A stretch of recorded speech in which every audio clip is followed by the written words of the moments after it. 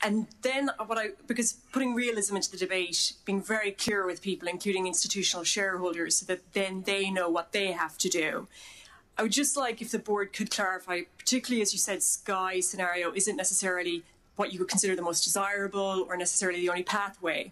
But can you just confirm clearly whether Shell's view is that we will require CCS/negative emissions technology requiring a land mass 5 times the size of India to have a chance of staying below 2 degrees, because that's what Sky says.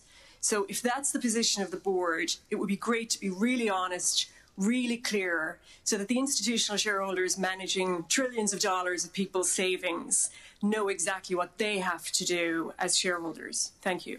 So thank you for your comments. Extremely clear. Sky is a scenario that we have developed to guide us. It's not the only solution. It's not what we are recommending the world do. It's one scenario. So that's not a position of the board. It's a paper that we realize some people wouldn't like. We think it was important to get it out there. Number 2. I've a quite important update of Marianne van Loon. Marianne van Loon was at a Follow This meeting in Amsterdam, and she was there with a Mercedes 500. And that had to do with the fact that her own car was broken. She normally drives in a very, very sustainable car. And I think that you should know that now. We know that. Okay. Furthermore... Your point, please, of courtesy to your shareholders. Yeah. Mr. Hans Wijers is the chairman of the supervisory board of Heineken as well as ING. And ING is the most sustainable bank in the world. And Heineken is also extremely sustainable. And I advise both Heineken and Shell to invest in sustainable racing instead of Formula 1, because that's extremely polluting.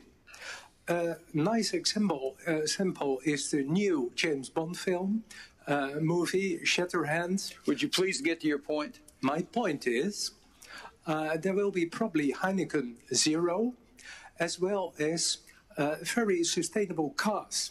And probably it's an idea if Shell is a major sponsor of the new James Bond film with sustainable cars, so it can show off the whole world that it's dealing very professionally with sustainable driving and sustainable racing. Thank you for your suggestion. Number 1. Thank you, Mr. Chairman. I'm the last in the row. Good afternoon. I'll respect and honor your intention. Thank you. My name is Marshall de Smet. I'm on Cargo Flex dry bulk cargo handling on behalf. By the way, we have a chemical engineer in our company, so maybe we can swap over. But 2 years ago, it was said here during the EVA that the technology to generate enough electrical power for every household. That's said. Unfortunately, it was said it's not enough an efficient way to store this energy and bring it from the source to the end user without significant losses. Well, together with our partners we have, CargoFlex, been creating a solution that makes it possible to store it, to wrap it, and to transport it, hydrogen, in an efficient way, and the risks are eliminated and cost at a very viable level.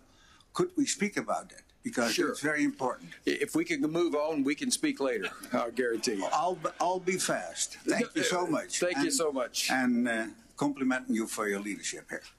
So thank you. I must insist we move on. If there's another comment, will you take it at another point in time? Say it again, please. Your question, sir? My name is Van Diepen. I'm a private shareholder from Amsterdam. If you do allow me, I'd like to go on in Dutch. Op de eerste plaats wil de heer Van Beurden. First of all, I would like to compliment Mr. Van Beurden. He's so patient. Such patience. The way you reply to counter-espionage, I would even say. You just decided to go with the flow. I am here today as a shareholder. It is my impression that there are lots of shareholders that attend this meeting that are using this platform for other purposes. But anyway, at ING I said, for me as a shareholder, whichever way you look at it, what it all boils down to is earnings per share, dividend, and future of the company. And of course, Shell is very close to my heart. And as a consumer at the gas station, I will buy my fuel from Shell, and also in my share portfolio, you are number one. Having said that, I have a question, ladies and gentlemen. Let me see, page 181, I think. Let me put my glasses on. A short question. Page 141, says the speaker. Cash flow from investment activities. Here I see the word repayments, and it's between brackets. So that's a cash outflow. And then that's a different amount there. So what is that? Is that amortization of loans? What is it? Page 141, cash flow statement. For your question, that is the repayment of debt. Okay, that's I thought so. Yes. Okay, thank you. En tegen de heer bestuurder zou ik willen zeggen. And to the board, keep up the good work. That's what I would say with this wonderful company, also in the future. Compliments. Thank you very much. Thank you for your indulgence and time. Hartelijk dank voor uw tijd. On the screen, the proxy vote for the first resolution. Thank you very much. We'll now go to resolution number 2, which is the director's remuneration report. You can be found on pages 109 to 117. Are there any questions about the director's remuneration report? Seeing none, would we post the results of that one, please?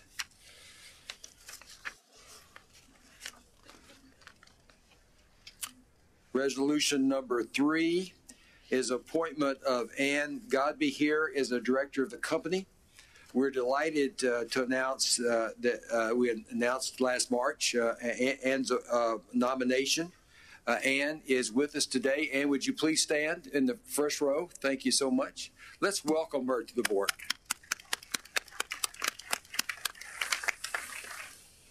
Ann is a Canadian and British dual national citizen and has more than 25 years experience in the financial services industry. She started a career with Sun Life of Canada in Montreal and moved progressively through a number of other roles, including Chief Financial Officer at Swiss Re and also Northern Rock Bank.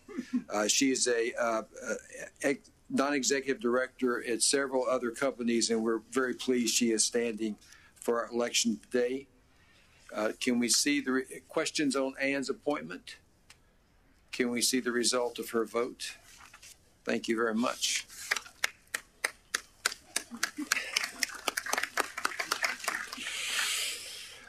Resolutions 4 through 13 are the reappointment of the directors. If you have any questions on any of their reappointments, now is the proper time to raise it. Microphone number 1. Mr. Chairman. Question for the Chairman of the Remuneration Committee, if there's any comment on the 25% vote against on the remuneration report. Thank you. I think the best comment I can make is I think the fact that no question was raised on the remuneration report gives you the answer. I think it's the proxy advice of ISS.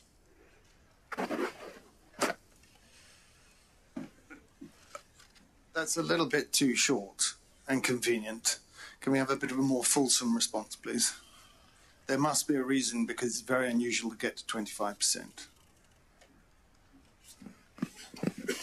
I think that ISS was not aware of the full circumstances of the Pakistani incident and took the fact that we got fined by the Pakistani authorities as evidence of the fact that there was something on the Shell responsibility that the Remuneration Committee should have taken into account, where the Remuneration Committee, based on the extensive briefings that we have had in the full board on that accident, had no reason to make that consideration. So if I could just add to our chairman's comments, we certainly have noted the vote and we'll be making a statement at the end of this meeting accordingly. If there are no more comments, could we see the vote on the directors? Thank you very much. Resolution 14 through 15 is reappointment of the auditor. Are there any questions on this resolution? And remuneration. Seeing no questions, can we post a proxy vote?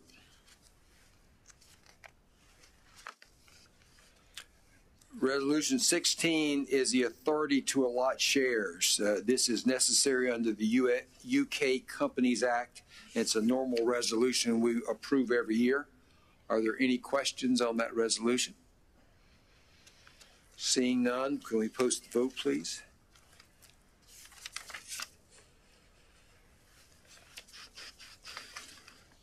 Resolution 17 is a application of pre-exemption rights that is required, and we again approve this one every year. Are there any questions on that resolution? Sorry, Mr. President, we asked some questions to you. You said we need to talk to help desk over there, but they tell us that there is no one, and no one is instructed to listen us. So I will make sure at the conclusion of this meeting there's someone there, I'll assure you. I misinformed you. We are waiting there, but no one is there, and nobody wants to listen us. So you instructed your team, but your team is not available there. So if it was just to take us away, then it is okay. But perhaps there's been a logistics problem, because I was just reassured our team is available. Please do so. Otherwise, that would be a big credibility problem for you. I understand fully. We'll make sure the team's available. We are there, and I'm waiting for someone from your team to listen us and to address all those problems with a follow-up process. Yes. Thank you very much. I've just been reassured we will have ample people at the desk. I will be available when this meeting's over if you haven't had opportunity to ask your questions. Make sure we get your details. Thank you very much for reporting that to our attention. Any questions on Resolution 17? Let's post the proxy vote, please.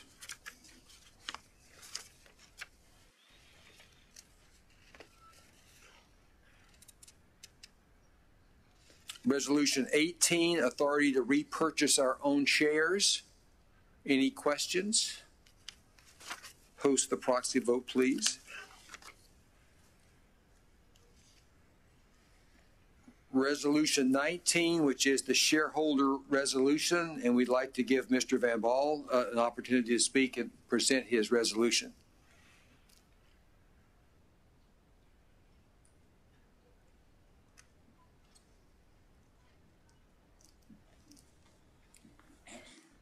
Mr. Chairman, Mr. Van Beurden, directors, fellow shareholders, good to see you again. Today is an important day, not only just for Shell, not even for the entire oil industry, but for the world at large. Today, investors will decide and will show if they mean business about climate change. 3 years ago, we stood here at the AGM on behalf of a few hundred shareholders. Our conviction was that Shell, arguably the most innovative company in the oil industry, would take leadership in the energy transition. We believed that you only needed shareholder support to do so. We saw a benefit for the company and an imperative for its shareholders. To quote Aegon, one of the biggest investors voting for the climate resolution today, Shell has enough skilled personnel and innovative power to achieve this goal. Thanks to the investors who supported our resolution in 2017, and let me name a few, Achmea, Actiam, MN, Van Lanschot Kempen, Shell has changed course. In November, the company made an industry-leading announcement in response to the shareholder support for the climate resolution. We applauded your net carbon footprint ambition. With that, you accept responsibility for the emissions of your customers, the so-called Scope 3 emissions, also until recently intensely debated. We hope that all the investors who voted against the resolution last year, because they assumed Scope 3 was simply outside Shell's responsibility, for example Robeco and APG, will now vote for this year's resolution. By accepting responsibility for Scope 3 emissions, Shell has shown a measure of realism in understanding the problem we all face. And again, we applaud you for that. But the anonymous rejection of this climate resolution by the board demonstrates a lack of realism in what we need to address this issue seriously. Fellow shareholders, Shell still needs more support to take meaningful action. The resolution asks for no more and no less than a commitment to achieving the goal of Paris. Shell's current ambitions, 20% reduction in emission by 2035, relative, 50% by 2050, again relative, effectively allow the company to continue business as usual for a while. Apparently, not one single director of the perhaps soon-to-be biggest oil company in the world can imagine a future without oil and gas within this century. We think that the board of a powerful company needs more diversity. We think the board of such a powerful company needs at least one director who differs from opinion about the imagination beyond oil and gas, sense of urgency, commitment to Paris, and leadership in the energy transition. Luckily, this is not what the world's investors want. Shell's ambition is to follow society. The climate resolution asks for more, for leadership. Investors, publicly and in media, are asking the oil industry to come clean, to make concrete commitments. I quote literally, concrete commitments to the Paris goals. Last Friday, 60 of the biggest global asset managers, many of them present today, published an open letter in the Financial Times. They called on all companies to explain how the investment they make today, in the case of Shell, 25 billion a year, are compatible and consistent with a pathway towards the Paris goal. Shell makes two main arguments against the resolution in the Dutch business newspaper Financiële Dagblad last Friday. Its first argument is that Shell's net carbon footprint ambition is more progressive than what the resolution asks for. This is not true, Mr. Chairman. Fellow shareholders, this is not true. All we ask simply is for Shell to align its targets with the Paris goal, to limit global warming to well below 2 degrees C. Shell's latest ambition is not aligned with a well below 2 degrees C scenario. So since the first argument is not true, Shell is not more progressive than what the resolution asks for, we live with the second. Shell's director asked, and I quote the directors, for flexibility to thrive in whatever world society moves towards. Actually, shareholders, Shell is asking investors to back a follower, not a leader. Let's be honest, with the words, whatever world, directors ask us to consider a scenario in which the goal of the Paris Climate Agreement will not be met. A scenario of catastrophic climate change. More and more investors find this morally and financially unacceptable. Let me quote.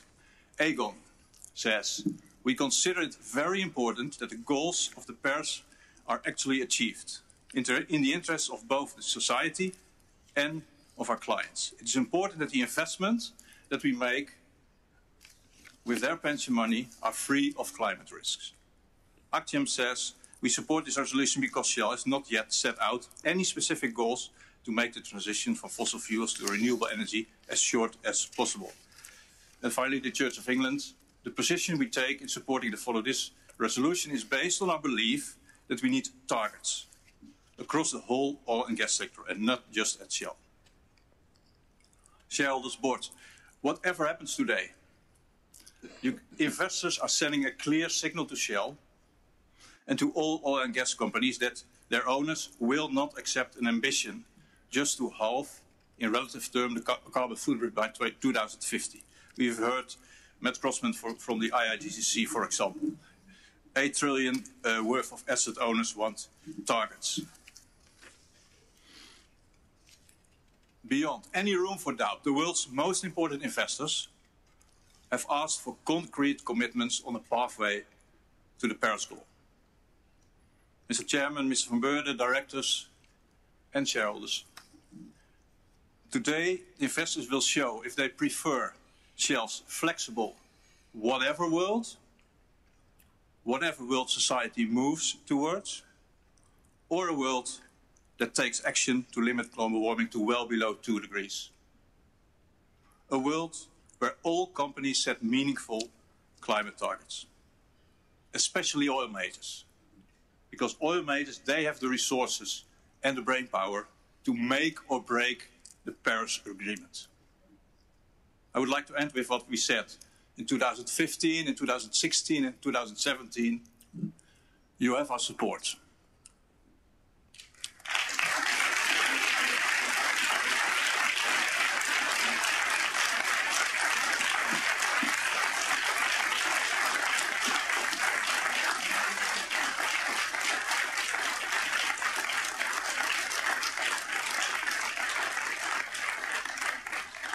Thank you, Mr. Van Baal. Let's start with a response from our Chief Executive Officer, then we'll take comments and questions from the floor.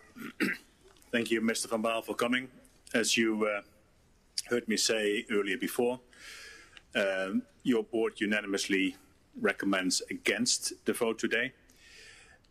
We clearly support the Paris Agreement. We have ambitions that are completely consistent and compatible with the Paris Agreement. We hear that Follow wants us to take leadership. Your company is taking leadership. So my response, Mr. Van Baal and shareholders, is follow us.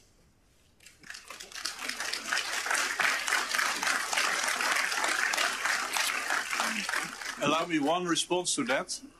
If you say to your shareholders that a 50% footprint reduction by 2050 is aligned with any well below 2 degrees pathway, a 50% relative energy demand will grow.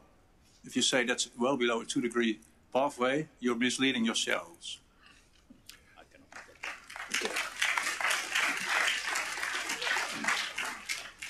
I cannot let this go. I'm not misleading shareholders. I recommend to all our shareholders to take note of the publications that I mentioned earlier on. One of the publications is our Sky scenario that points out how the world could get to a less than 2 degrees C outcome. This work, which is based on very extensive modeling how we see the energy system evolve towards net zero emissions by 2070, has been reviewed, peer-reviewed, has been commented upon by MIT, the Massachusetts Institute of Technology, who have, with their climate modeling, determined that this world, this Sky scenario, would result in a 1.75 degrees C outcome. What we have done is we have picked a midpoint at 2050, where we believe the world needs to have an energy system at 40 grams of CO2 per megajoule energy consumed, and we have said our portfolio will meet that point of 40 grams of CO2 per megajoule energy consumed. At the moment, we are at 82. So we will more than halve the carbon footprint of our energy products, which, by the way, is more ambitious than what the rest of society has to do. So I take issue with the point that I'm misleading. I would recommend that you read what we publish. I'm sorry, I can't. Mr. Van Baal, I want to just emphasize to the shareholders, the net carbon footprint ambition does not fit the Sky scenario. The Sky scenario is verified by MIT, but the net carbon footprint ambition does not fit the Sky scenario. And I want shareholders to take notice of that. Thank you. Microphone number 2. Nederland is al jarenlang zo'n beetje het meest vervuilde. The Netherlands for years has been the most polluting country in Europe. I'm not saying that we should blame Shell, but it would be great if Shell were to help us clean up the Netherlands as soon as possible. Now, a wonderful initiative of Follow This is that there are almost 4,000 shareholders. They're helping out, and together they have more than 500,000 shares. And I think that that number is going to double next year. That way, there will be more than 1,000 shareholders, more than 1 million shares. And each and every year, I think we can double the numbers.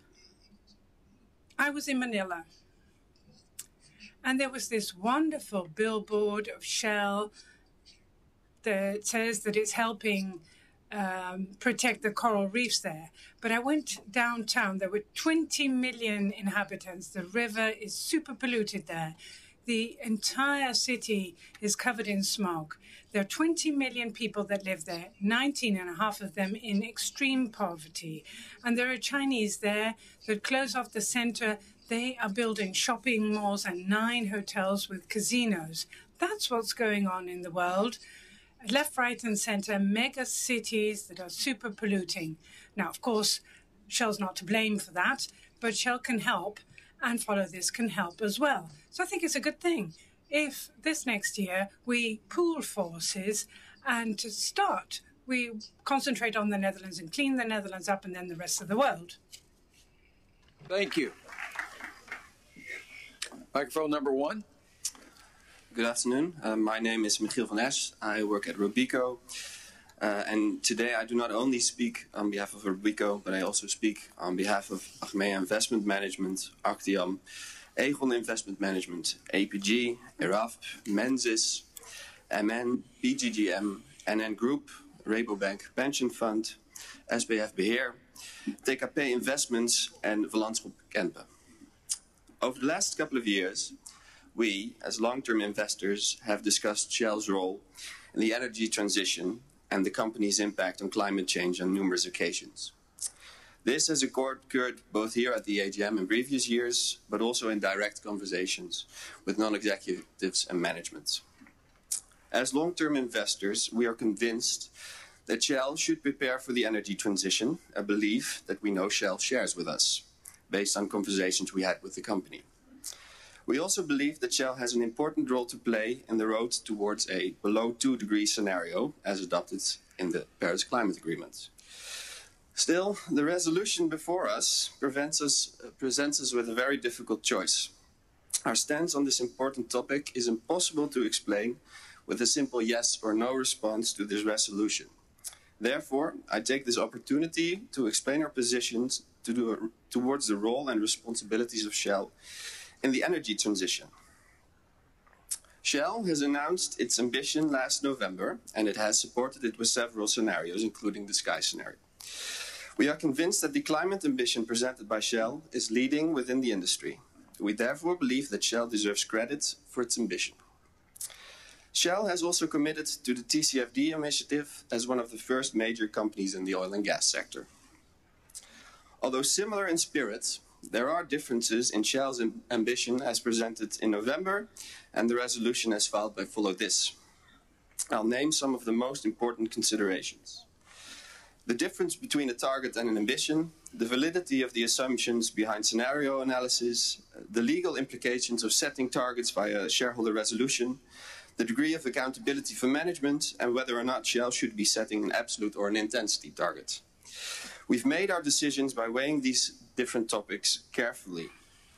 Each party for whom I speak today have made their own considerations for their voting instructions. Regardless of the outcome of the vote today, we cannot aim our engagement only at Shell. Even though we encourage Shell to take the lead in this transition, today's conversation will be in vain if we only ask Shell to commit to the Paris Climate Agreement. Climate change is a problem of collective action. We need regulation to level the playing field. We need governments to take sufficient action, and we also need the competition in the industry to follow suit. Only committing Shell to a climate scenario puts the company at a disadvantage in many perspectives. Therefore, our engagement must be much broader, and we, as investors, encourage other oil and gas companies to take their responsibility in preparing for the energy transition as well. We appreciate Shell's long-term climate ambition and recognize that it is raising the bar for other oil and gas companies at this point.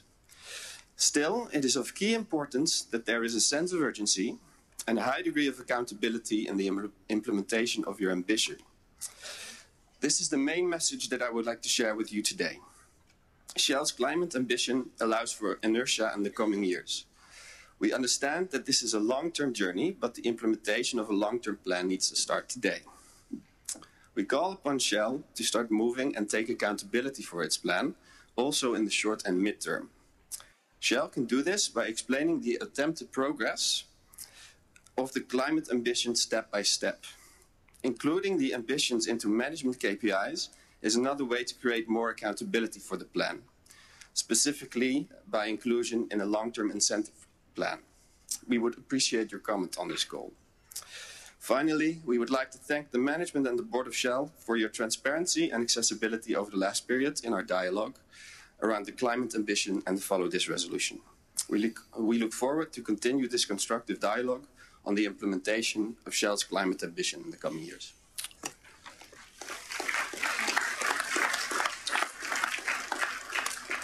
Thank you very much for your very thoughtful response, and thank you for being here to clarify. I'll assure you the board will take into account your comments and your suggestions about how we move forward.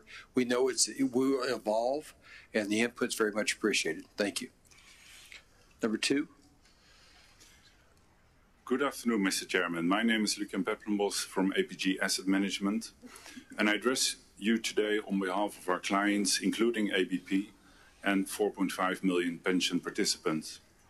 I will speak to the topic of the Follow This resolution and ask a question to management. As a long-term responsible investor, APG's mission is to provide good pensions that can be enjoyed in a healthy world.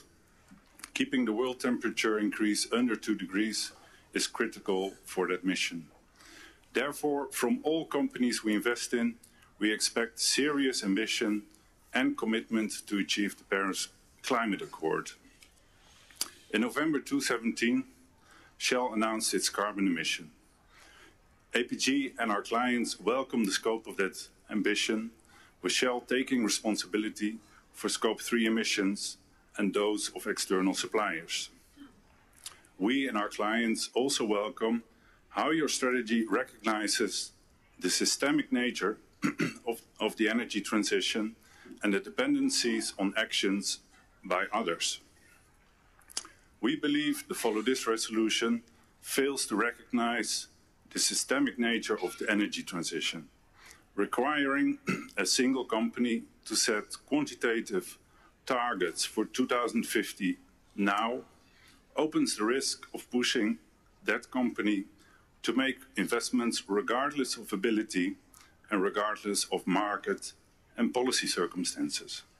It opens the risk of non-commercial investments, and this goes against the interest of our pension participants. What we like about Follow This resolution is that it asks for serious commitment, and this is where we see an incompleteness in your carbon ambition. We ask to see the carbon ambition reflected in your long-term incentive plan. That would protect us from the risk of Shell's carbon ambition fading over time. It would ensure us that your serious ambition is also a serious commitment. So having no options that satisfy our dual goals of returns and responsible investing, we take the deliberate step to abstain from this agenda item and we ask management, when can we see your carbon ambition reflected in your LTIP? Thank you. Thank you very much for your thoughtful explanation of your vote. Let me assure you that we take the ambitions very seriously. And do not think for a minute we're not working on them hard every day because they're not described as some other term. We note your comment. We also note your thought of putting something in our long-term compensation schemes, and will be fully considered by the board. Thank you. Number 1. Chairman, my name is Farida Lindeman and I work for NN Investment Partners, third-party asset manager of NN Group. We support the general statements made by the Climate Action 100 Plus group and also Robeco, but we would like to explain also our voting decision and our rationale to come to that. We believe that the oil and gas sector overall has an important role to play in transitioning to a low-carbon economy. Companies should dedicate resources to invest in a sustainable future, but also develop a scenario analysis in which they indicate the steps they need to take. We're thrilled that Shell has done this, and we appreciate the leading role that Shell has taken so far in the sector. We are, however, of the opinion that the resolution brought forward by Follow This is in the same spirit of the Sky scenario of Shell, but is different when it comes to setting targets. In order to make the transition to a low-carbon economy, targets can help the company steer in the right direction and thereby hold its management accountable for its action. Shell has the flexibility to develop such a plan and remain the leader on that regard in the sector, which can be a competitive advantage in the future. We will support the resolution brought forward by Follow This, and we will support Shell on the path to a more sustainable future. Thank you. Thank you very much. Number one. Hi, I didn't feel like you had the time to answer my question fillingly before, so let me rephrase. I'm just wondering why you're urging everyone to vote against this resolution, even though it's in line with your goal to commit to the Paris Agreement.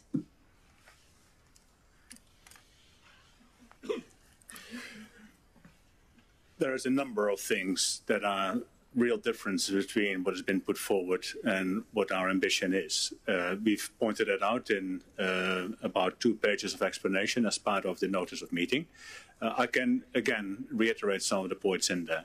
So first of all, the scope of the ambition that we have is wider than the Follow This ambition. So we not only include the sales of product to our customers, but we actually take all products that we sell, including the products that we don't make.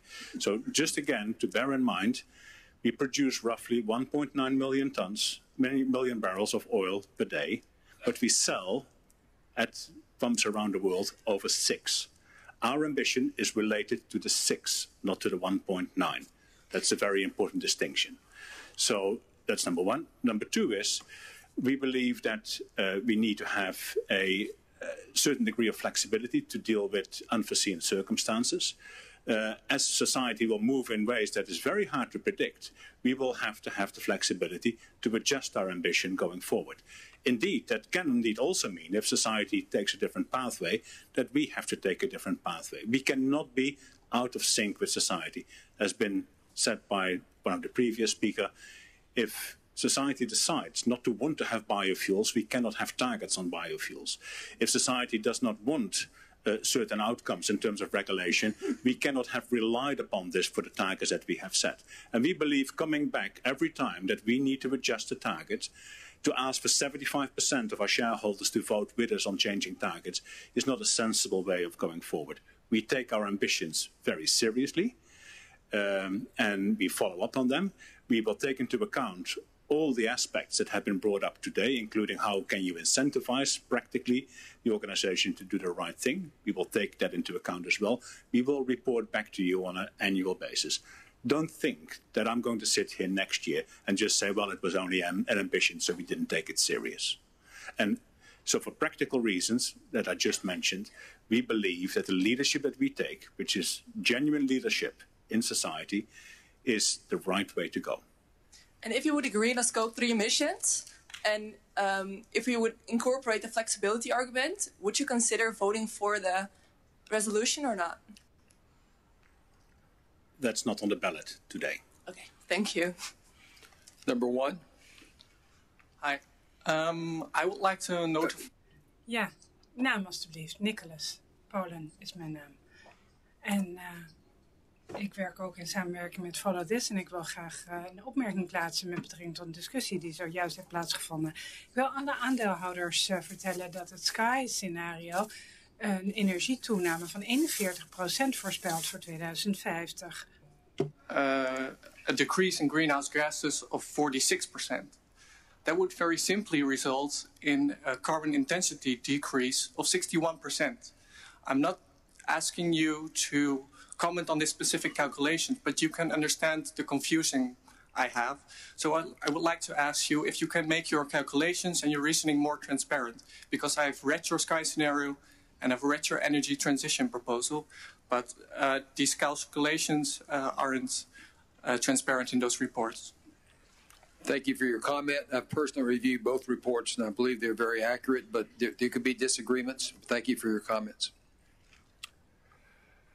Are there any other comments on this resolution? Mr. Van Baal, would you like the last comment? Yeah, I'd like to thank all the Dutch shareholders, the large Dutch shareholders, for their support.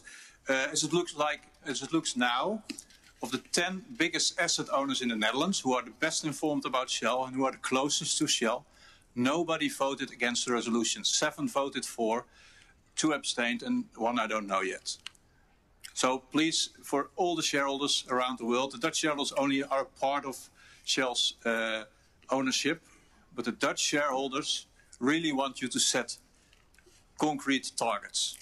And they support the resolution. The vast majority of the Dutch investors support the resolution. I want to thank them for that, because you really moved Shell forward with this. Thank you.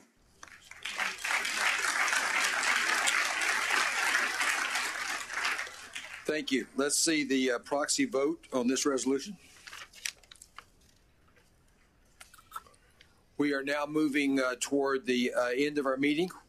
I'd like to turn it over to our company secretary to describe procedures. Thank you, Chair, and good afternoon, ladies and gentlemen. Please cast your vote by completing your white paper poll card, which should be shown on the screen above me in just a few minutes. There it is. If you agree with the resolution, place an X in the box marked for. If you do not agree, place it in the against box. And if you wish to abstain, please place an X in the vote withheld box. But please note that the vote withheld option is not a vote in law, and therefore it will not be counted in the calculation of the proportion of votes for or against the resolution. The scrutineer will establish from the register how many shares you hold and will assume that you wish to vote all your shares in the way that you have indicated. And if you wish to split your vote, please speak to a member of staff at the registration desk and they can give you the proper form. If you have lodged a proxy form, you do not need to complete a poll card unless your proxy is not present or you wish to change the way your shares are voted. Please remember to sign your card and put today's date, May 22nd, 2018. If you do not sign your card, your vote will not be counted. And please deposit your card in one of the ballot boxes that you'll see as you leave the auditorium. They are all clearly marked, and they will be removed in 20 minutes or earlier if I am satisfied that the voting has been completed. The final results of the poll votes will be sent to the Amsterdam, London, and New York stock exchanges, and we will also show them on the Shell website tomorrow morning, or perhaps this afternoon if time permits. Thank you for your time and your votes, and I turn it back over to you, Chairman. Thank you very much, Linda. Just 3 items in closing. It's been reported to us that there's about 50 people outside. I think it's a very peaceful gathering, but just be aware as you go outside, there will be some people waiting on you. Ben, Jessica, and I will be in London on Thursday for an informational meeting with shareholders. We do appreciate people attending. If you should be in London and like to attend, you're welcome. I'd like to close this meeting with a thank you to Hans. Hans has served this board since 2009. As he originally led our remuneration committee and put real structure into our process. He's done a great job with corporate and social responsibility.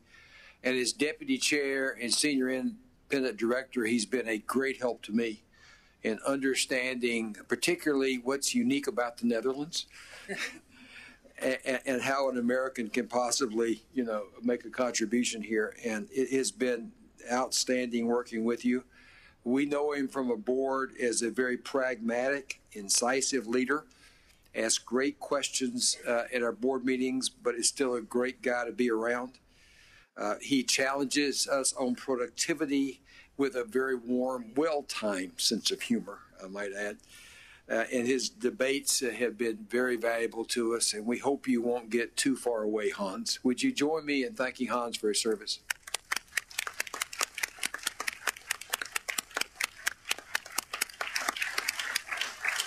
Ladies and gentlemen, thank you very much for your patience today. We call this meeting adjourned. Safe travels.